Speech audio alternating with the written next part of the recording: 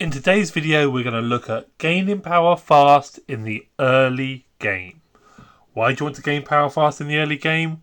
Well, a simple trip to the rankings will show you to get into one of the top alliances, you'll need to keep up with their power requirements. So to get in the fourth top alliance, it's 800k. To get into the third top alliance, it's 900k. And the reason they set these higher targets is because they've got all the pay-to-play players. And what do the pay-to-play players mean for you? It means more rare alliance gifts, which will help your account grow. It also means more holy sites. So getting into the top alliance early is important, but for a free-to-play or a low spender, it's a balancing act. Because, of course, if you use all your speed-ups early in the game, you will have less buffs. For example, my research buff at the moment is only 12.5%. But if I save my speed ups later, that would be much higher. But you need to balance this with getting into the top alliance, because that's a huge benefit to your account and really worth doing. And probably the reason why some of you are watching this video now. Let's have a look at some of the things you can do to get that power high. So we go to the breakdown here. We've got building, technology, troop and commander. Let's work our way through them. Building power is very simple. Really, you would need to have been a jumper account to get that power early. Being a jumper account is where you start your account in the newest kingdom. You stay there for 7 to 8 days. Then you use your beginner's teleport to take all the speed ups and your account that's at level 7 to the new kingdom. And you start with a hoarded advantage on the other players, and that's really the main way of getting your building power high. The other alternative is, though, and it's often overlooked, is that you can try and do as many helps as possible. You can leave your alliance and farm helps elsewhere, because helps are a huge build to the speed ups of building. So let's just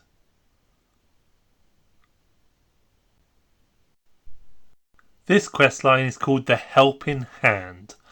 So and it's a huge quest line. Look at all of these speed ups that you can get early game if you're able to manipulate the help system by helping as much as possible in your alliance, especially in that precious few hours of the new kingdom where everyone's building like crazy, to keep refreshing the build screen. Look at how this goes up. That's up to 2,000. This quest line I think goes up to 10,000 helps. It's a simple trick though to get those helps. You just go into the help, but then you keep refreshing it from this screen, because helps show here before they show elsewhere on the account. The other tip for getting your building power up fast, you may read that building hospitals and gold mines will get you more power from building, and that is true, but in the early game you have to follow what your city hall needs and then follow to progress the trust event line or main event line, because of course you get gems and a few speed ups for following the main quest line. And to do that, you don't want to be up in your gold mine or your hospital unless you need to build the center fortress. The city hall. So, important. Yes, later in the game, if you want more power from building, you can go to the mines and the hospital. But for early game, you follow the main quest line and you get those precious gems. And those gems can, of course, be turned into speed ups in the VIP shop. But be careful here, because when you've got a lower VIP, you're overpaying for speed ups. As your VIP progresses, you'll get to 50 gems for an hour, where it's 72 at the start. But then, if you keep holding off and get to that precious 8-hour speed up for 240 gems, that's the real sweet spot, where if you're trying to get that early power, I would start to buy the speed ups. But I'll say there's a lot of debate of what to do with your gems, but if you need those speed ups for more power, that is an option. Let's now move on to technology. That's very few ways to brute force your technology forward. Yes, you can of course again be a sleeper, save up lots of speed ups. There's also speed ups during the event of the Lohar and the event that follows Lohar, escapes me for the moment. So, but you have to be careful with progressing your research too quickly. That's not even the right building, because you can, in the early games, into a situation where you've done all the research and you need to increase the level of your academy before you can do further research. So just be careful with technology power. It's very difficult early game to gain power fast in your technology power, and if you do, you might hit the max of what you can research, and that can cause you a problem, especially if you need something that's going to go overnight and you've done all of your tier 2s, and then you need a research that's going to go overnight whilst you're offline, and these are the first few that can go overnight whilst you're offline. So now let's move on to the more interesting ones, which is of course troop power. Now troop power can be manipulated. There are many videos covering this on barbarian chaining, where you try and make your action points go further so that you kill more barbarians for less action points. This is not a video about barbarian chaining, but just take that term, put it into your search, and you'll find lots of videos on how to do that. The bottom line is, though, killing barbarians, if we go here, is very likely to give you speed ups. So we've had 3 minutes, and these add up. Also, the Lohar rewards, whilst that event is on, will give you 5-minute speed ups as well. Let's just go, let's have a look here. There's a bit more. So, a lot of training research is in that. So, training can be manipulated. It can also be manipulated even further if you keep your troop numbers in sync. I haven't, for various reasons. I've gone higher on my siege. But if you keep your troop numbers in sync, you will get more power because you will trigger more events that will reward you for the troops you have trained. Another thing to consider is if you stick to doing tier 1 and tier 2, you will get more benefit from the free training speed up time you have that you naturally have from your buildings. Now also keep in mind, if you're a jumper account, the harder you work on training, the more power you will get.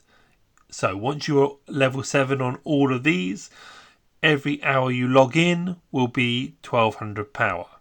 If you log in 10 hours a day, every hour for 10 hours, then you will of course get 12,000 power.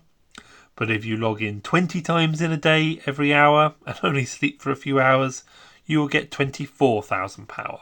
Twice as much. So the harder you work, the more power you will get from these training. But just be careful once you get to T3, because the return on power dips a little. Let's now move on to the last one, which is troop power. Now this is a trick. It doesn't make your account stronger, but it can make the power go up. This is of course by spreading power among your commanders. So if we take down here, at the moment this epic commander is 2,500, and if I was to get him to level 10, let's just do that quickly, and then spend those talents. There we go. 2,500 has gone to 6,100. Then of course if we up the stars and we use a trick to attempt to 3-star him. So let's go like this. And hopefully we'll successfully 3-star him, which we have. The power then jumps to 9,300. So there is huge power to be gained. Now, going from 2,500 to 9,000 is almost the same as going from City Hall 11 to 12. There's not a lot in it. Just to show you the magnitude of power that is hidden in your commanders. So, if I was looking to get to 500k, I could very easily do it from commanders, as I've built up a lot of experience points I can spend. But at the moment I'm trying to restrict power on this account for various reasons. But I could easily get this account to 600k power by spending on the commanders. Of course, one way of getting the commanders forward is silver keys. So don't overlook how important these are for pushing power. An example of this would be, let's have a look.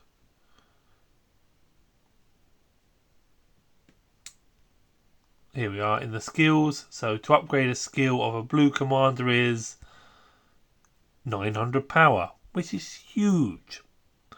So it would take 3 hours to get 900 powers from tier 1s. So just to give you an idea of how useful that is. Also, if we go back to the barbarian chain in which we talked for troop powers, that of course would boost you hugely.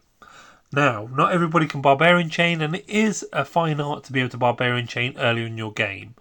There is one more way to boost power fast, and that of course is to dump your action points, which is these green pots that you've been getting. Where are they?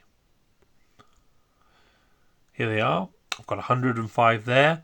It's to dump all of these into your Lohar event, but you really need it to be on the last day of the Lohar event when the Lohars are level 11. This should give you a huge number of the Lohar necklaces. So let's just open 426 and see what we get and how that would boost the account. So 41 minutes in 5 minute speed ups, 480 gems, a ginormous amount of food and wood, 84 minutes in the 5 minutes there, 93 in the building, 94 there.